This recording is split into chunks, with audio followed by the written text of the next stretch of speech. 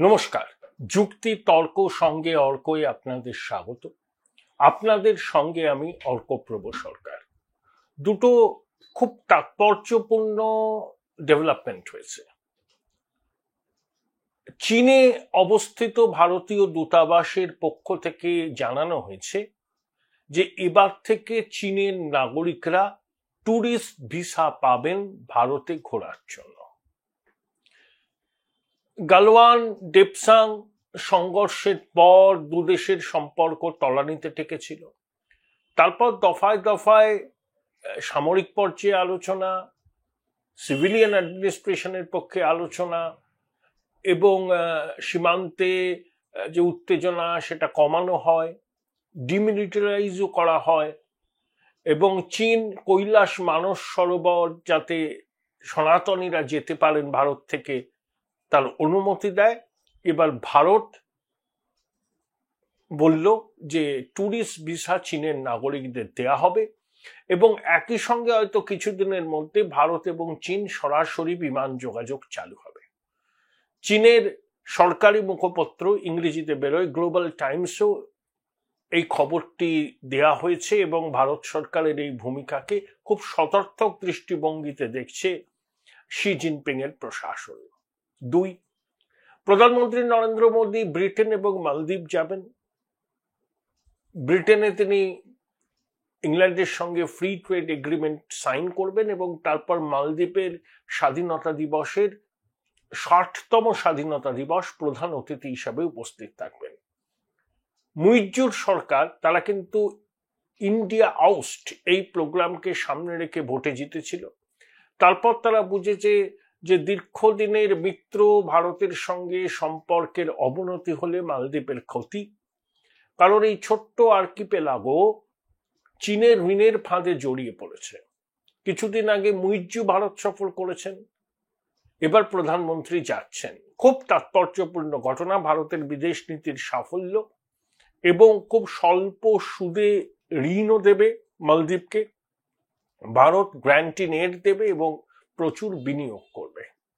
এই দুটো খবর অত্যন্ত তাৎপর্যপূর্ণ ভারতবর্ষের ক্ষেত্রে। এবার আমি যে শিরোনাম দিয়েছি সেই শিরোনামের কি আলোচনা করব সেটাই আপনাদের জানাতে চাই। দেখুন, বঙ্গেশ্বরী ভোট কুড়োনোর নানা রকম কৌশল খুব ভালোভাবে জানেন। ফন্দি ফিকির কৌশল, কখনো অর্ধসত্য কখনো সম্পূর্ণ অসত্য কথা বলে তিনি একটা ন্যারেটিভ তৈরি করতে চান। এই যে কিছুদিন আগে বলেছিলেন, কয়েকদিন আগে 2-3 দিন আগে 21শে জুলাইয়ের পর, যে হরিয়ানা সরকার চিঠি পাঠিয়েছে, জানতে চেয়েছে 52 জনের এরা বাংলাদেশি কিনা, এদের পরিচয় জানাতে বলা হয়েছে। তখন মাননীয়া বলেছিলেন এ তো ভাষা সন্ত্রাস, এ তো দখল করতে চাইছে বাংলা। কিন্তু রাজ্য প্রশাসন হরিয়ানা সরকারের যে অনুরোধ, সেই অনুরোধকে মাথায় রেখে যে 52 জনের নাম পাঠিয়েছিল হরিয়ানার পুলিশ, তাদের সম্পর্কে বিস্তারিত তথ্য জোগাড় করছে এবং সেটা পাঠিয়েও দেওয়া হবে। তা এটাই তো একটা নীতি, এটাই তো যুক্তরাষ্ট্রীয় কাঠামো। একটা রাজ্যের প্রশাসন জানতে চেয়েছে আর একটা রাজ্যের প্রশাসনের কাছে কয়েকজন সম্পর্কে, তাদের বাংলা দখলের কি আছে, ভাষা সন্ত্রাসের মধ্যে কোত্থেকে আসে, এগুলো আমরা খুব সাধারণ বুদ্ধিতে বুঝে উঠতে পারি না। আমরা মুখ্য সূক্ষ্ম মানুষ, আমরা তো বঙ্গেশ্বরীর মতো সুপার ইন্টেলিজেন্ট নই, তাই আমরা এসব বুঝতে পারি না। যাই হোক, শেষ পর্যন্ত বাধ্য ছেলের মতো রাজ্য প্রশাসন হরিয়ানা প্রশাসনের অনুরোধে সাড়া দিয়ে ওই 52 জনের সম্পর্কে তথ্য জোগাড় করছে। বিজেপির রাজ্য সভাপতি শ্রমিক ভট্টাচার্য বলেছেন বাঙালিরাই এই 52 জন সম্পর্কে হরিয়ানা প্রশাসনের কাছে অভিযোগ করেছে, কারণ বাংলাভাষী প্রকৃত ভারতীয়দের কাজের সুযোগ কেড়ে নিচ্ছে অবৈধ অনুপ্রবেশকারী বাংলাদেশিরা। তারা বাংলা ভাষায় কথা বলেন, একবার সীমান্ত পেরিয়ে এই রাজ্যে ঢুকে গিয়ে যে কোনোভাবে তারা কিছু পরিচয়পত্র জোগাড় করে নেন এবং তারপর ভারতের জনসমুদ্রে মিশে যান। তাহলে এরা দেশের নাগরিকদের কাজের সুযোগকে সংকুচিত করছে। যেভাবে 52 জনের নাম হরিয়ানা পুলিশ পাঠিয়েছে, এর থেকে এটা প্রমাণিত হয় তাদের কাছে নির্দিষ্ট তথ্য ছিল। এই নির্দিষ্ট তথ্য শ্রমিকবাবুর দাবি যে সেখানকার বসবাসকারী বাঙালিরাই দিয়েছেন হরিয়ানা প্রশাসনকে। যদি শ্রমিকবাবুর এই দাবি ঠিক হয়, মাননীয়ার ভাষা সন্ত্রাস, বাংলা দখল করতে চাইছে, এই যে ন্যারেটিভ, এই ন্যারেটিভটা একদমই কিন্তু চালু হবে না, কেউ নেবে না, নো টেকার। এই যে ফালাকাটার এক দম্পতি, মাননীয়া বললেন যে ফরেনার্স ট্রাইব্যুনাল থেকে চিঠি পাঠিয়েছে, বিদেশি নাগরিক হিসাবে চিহ্নিত করবে, তার আবার হিন্দু। সেই দম্পতি বলেছেন কই না তো, এরকম তো কোনো চিঠি আসেনি। তারা অনেকদিন আসামে থাকেন, তাদের পরিবারের সদস্যদের ওই এনআরসি হয়ে গেছে, কারুর নাম বাদ যায়নি। মুখটা পুরল তো, অগ্রপশ্চাৎ বিবেচনা না করে হঠাৎ করে কেউ তথ্য আপনাকে দিল কানে কানে, আপনি সেটা সামনে রেখে প্রেসকে বলতে শুরু করলেন, আরে একটু তলিয়ে দেখুন সত্যিটা কি। সবসময় ভোট কুড়োবেন, সস্তা রাজনীতি করবেন, বাংলা ভাষা আক্রান্ত এসব বলবেন, এগুলো তো চলে না দিদি। দেখুন, আপনি বাংলা ভাষা নিয়ে খুব দরদ দেখাচ্ছেন। কলকাতা সহ রাজ্যের বিভিন্ন দোকানে সাইনবোর্ড কটা বাংলায় লেখা আছে? সুনীলদা একবার এটা উদ্যোগ নিয়েছিলেন যে প্রত্যেক দোকানে সাইনবোর্ড বাংলায় লেখা হবে, করুন না, সেরকম একটা কর্মসূচি নিন না আপনার সরকার, নির্দেশ দিন না, সমর্থন করব। আপনি পজিটিভ করুন বিষয়টা। বাংলা ভাষা আমাদের প্রাণের ভাষা, মোদের গরব মোদের আশা আমরি বাংলা ভাষা। কিন্তু বাংলা ভাষা আক্রান্ত হচ্ছে, বাংলা ভাষাকে বাঁচাতে হবে বলে গলায় প্ল্যাকার্ড ঝুলিয়ে পদযাত্রা করবেন, ওগুলো ভোট কুড়োনোর কৌশল।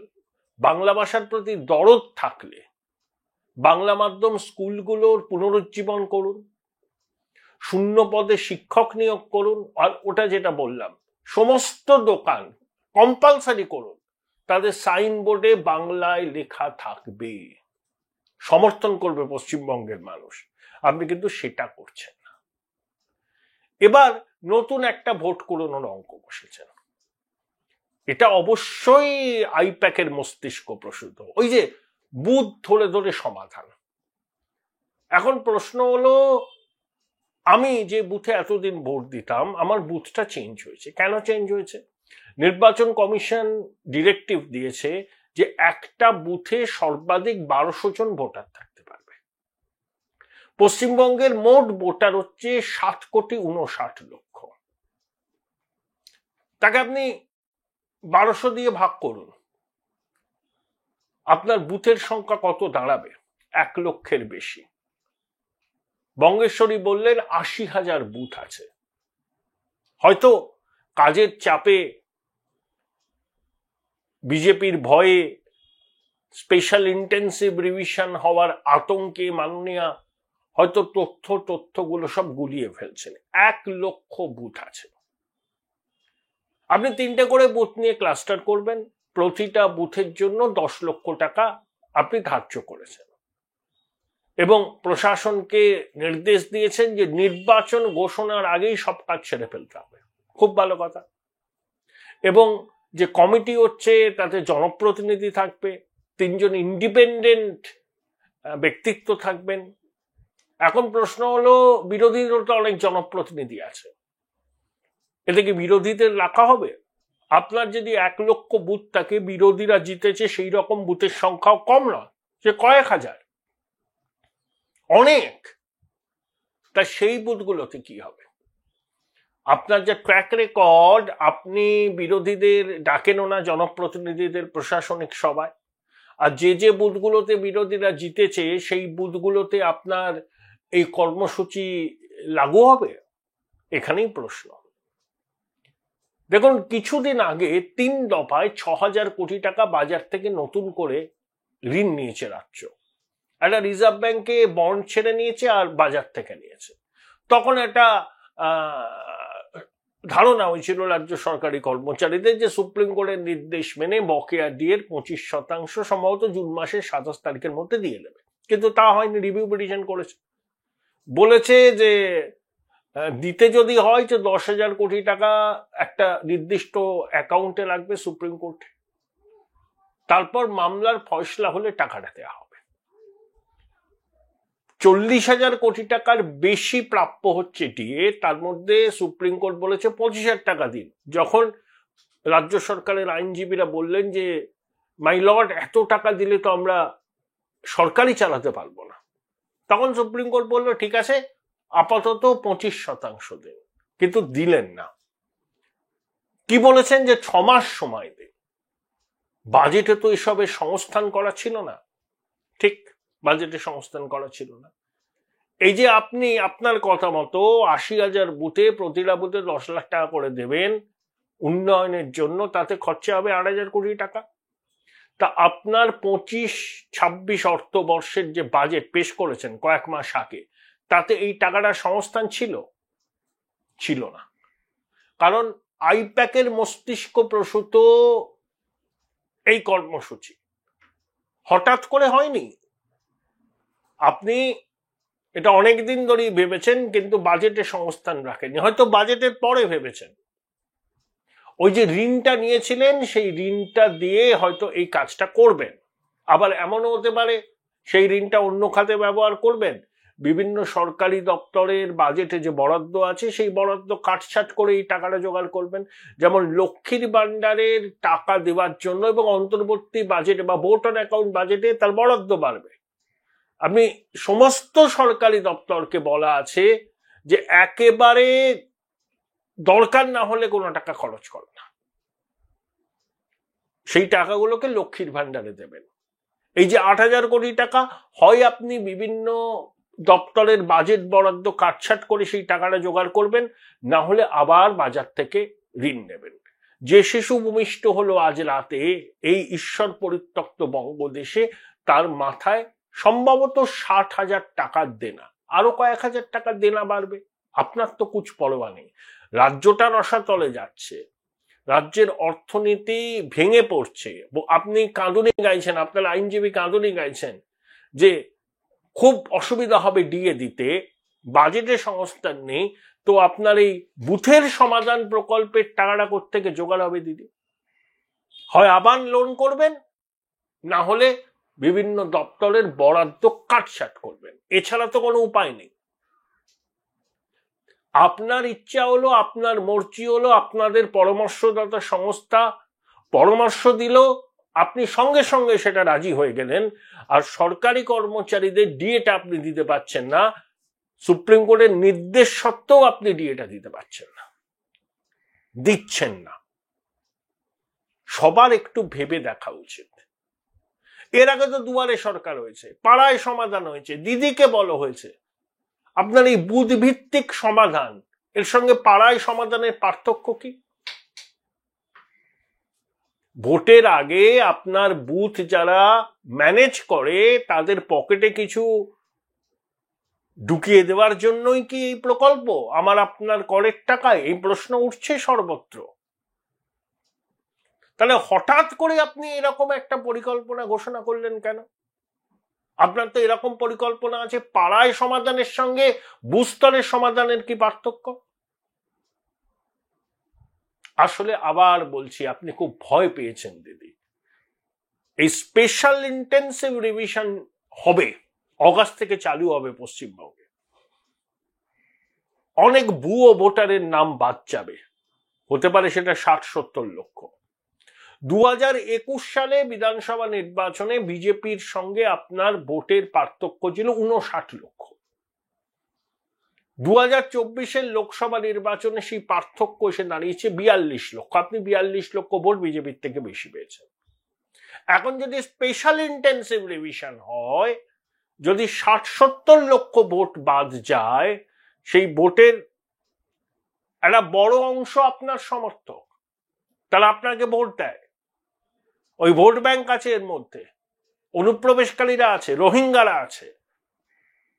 তাই আপনি আতঙ্কিত বোধ করছেন, তাই খড়কুটোর মতো কিছু আঁকড়ে ধরতে চাইছেন, যাতে ওই চতুর্থবার এই ভোট বৈতরণীটা পেরোনো যায়। এগুলো আমরা বুঝি দিদি, এগুলো আপনার ভোট কুড়োনোর কৌশল। এই প্রকল্প আপনি অনেক করেছেন। আচ্ছা, আপনার দুয়ারে সরকার পাড়ায় সমাধান প্রকল্প তো অনেকদিন ধরে হয়েছে, তাহলে 2021-এর বিধানসভার থেকে 2024-এর লোকসভায় আপনার প্রাপ্ত ভোট কমলো কেন? বিজেপির সঙ্গে পার্থক্যটা কমে আসলো কেন? শুধু এগুলো করে হবে না দিদি, বাংলায় এবার মেরুকরণের আবহে ভোট হবে। এই চৌর্যবৃত্তির সাম্রাজ্যের বিরুদ্ধেও মানুষ ভোট দেবে, গণভোট হবে হ্যাঁ মমতা না মমতায়। Join Indian Institute of Hotel Management now. Right choice, right decision. এই যে বিজেপি 2,33,00,000 একটু বেশি ভোট পেয়েছে, তার মধ্যে ধরে রাখুন 98% হিন্দু ভোট। তাই হিন্দু ভোটের মধ্যে হিন্দু মাতৃশক্তিও বিজেপিকে ভোট দিয়েছে, তাহলে লক্ষ্মীর ভান্ডার কন্যাশ্রীর উপভোক্তা তাও দিয়েছে। শুধু ডোল পলিটিক্স করে সব অংশের ভোটকে জেতা যায় না। আপনি এই লক্ষ্মীর ভান্ডারের বরাদ্দ বাড়াবেন, এটা সবাই জানে। ওই লক্ষ্মীর ভান্ডারের এফেক্টটা এবার ডিসকাউন্টেড হয়ে যাবে। বারবার লক্ষ্মীর ভান্ডারকে দেখিয়ে ভোট পাওয়া যায় না। মানুষ জানেন, বাংলার মাতৃশক্তি জানে যে যেই সরকার করুক না কেন তারা কিন্তু এই ধরনের প্রকল্প বন্ধ করবে না। বিজেপি তো বলেছে তৃণমূল যা দেবে তার থেকে আমরা বেশি দেবো, এবং ক্ষমতায় আসলে প্রথম ক্যাবিনেট মিটিং এ অন্নপূর্ণা ভান্ডার বা যে নামেই হোক না কেন সেটা তারা লাগু করার বিষয়ে সিদ্ধান্ত নেবে। লক্ষ্মীর ভান্ডারের সুফল নতুন করে আপনি আর পাবেন না। মেরুকরণের আবহ তীব্র, দুর্নীতিতে আগা পাঁচতলা ডুবে গেছে সরকার, শিল্প নেই, কলকারখানা নেই, বলছেন 22 লক্ষ পরিযায়ী শ্রমিক, সংখ্যাটা তার দ্বিগুণেরও বেশি বলে অনেকে মনে করে। এই বাংলা আক্রান্ত, বাঙালি আক্রান্ত, বাংলা ভাষা আক্রান্ত, এই ন্যারেটিভও খাবে না।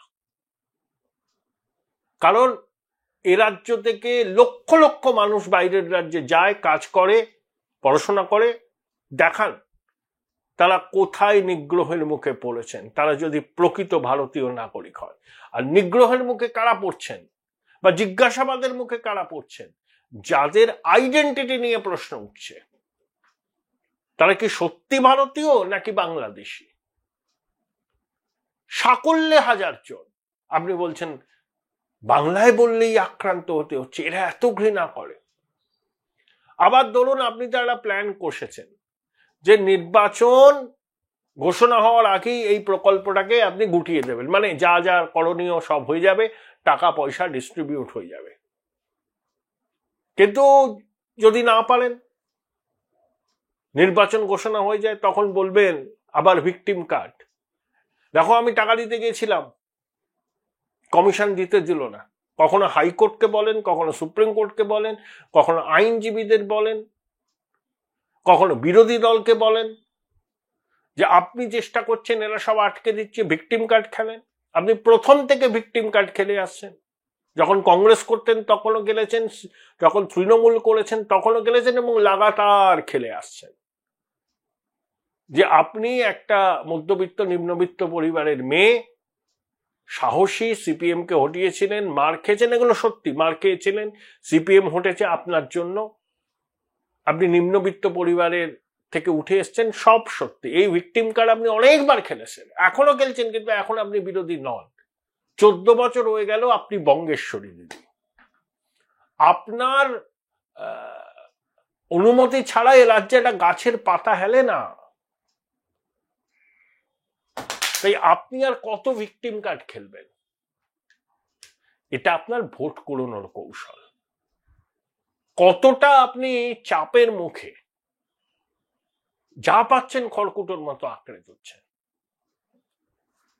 নগদ পাইয়ে দেওয়া, তাতে যদি ভোটটা কুড়োনো যায়, আবার চতুর্থবার ক্ষমতায় আসা যায়। আমি জানি না ফলাফল কি হবে, কিন্তু এই 8,000 কোটি টাকা আপনি বলেছেন, ধরুন 1 লক্ষের উপর বুথ হলে আপনার টাকার পরিমাণটা বাড়বে। এই টাকা কিন্তু বাজেটে ছিল না। এই যে আপনারা সুপ্রিম কোর্টে গিয়ে বলেছেন না কি করে দেব ডি এর 25%, বাজেটে তো সংস্থান ছিল না, এটারও বাজেটে সংস্থান ছিল না। সরকারি কর্মচারীরা আপনার প্রায়োরিটি নয়। আপনার প্রায়োরিটি নয়। আপনি মনে করেন সরকারি কর্মচারীদের সিংহভাগ আপনার বিরোধী, তাই তাদের দাবির কোনো গুরুত্ব নেই। কিন্তু আপনি ডোল পলিটিক্সে সিদ্ধ হস্ত, নগদ দিয়ে কিভাবে ভোটটা এনশিওর করা যায় সেই জন্য আবার এই প্রকল্পটা আপনি এনেছেন। এগুলো ভোট কুড়োনোর কৌশল ছাড়া আর কিছুই নয় দিদি।